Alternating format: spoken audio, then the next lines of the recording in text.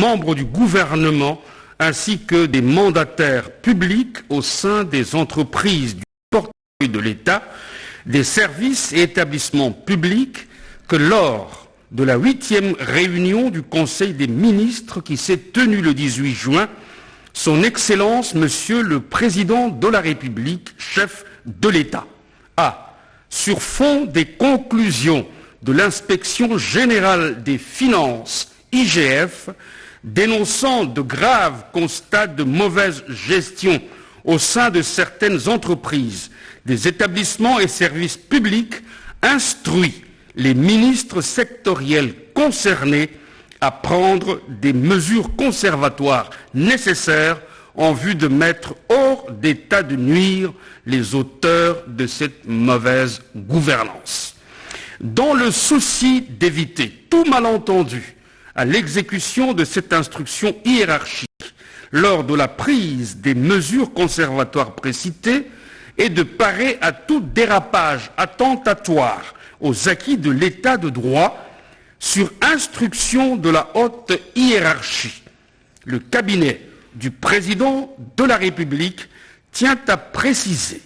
que l'édiction des dites mesures se fera suivant un cadre opérationnel qui sera défini par le cabinet de son Excellence, Monsieur le Président de la République, en concertation avec le cabinet de son Excellence, Monsieur le Premier ministre, dans l'observance des dispositions légales et réglementaires en vigueur, en l'espèce la loi numéro 08010 du 7 juillet 2008,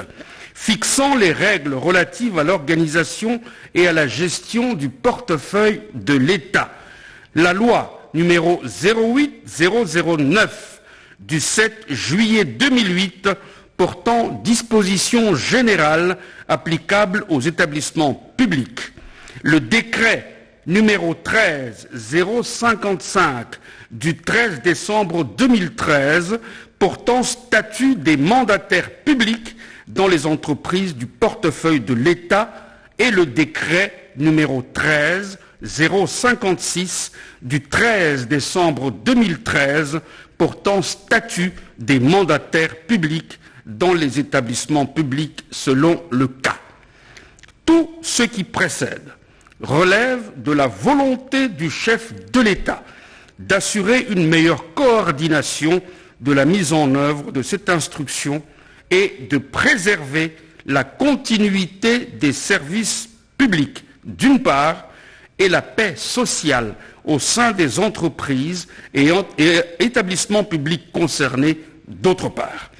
Les ministres sectoriels concernés par ces mesures conservatoires seront incessamment tenus informés de ce cadre opérationnel pour exécution. Fait à Kinshasa le 20 juin 2021, Guilain Nyembo-Mbouizia, directeur de cabinet. Une nouvelle vision, un nouveau visage, un nouvel élan.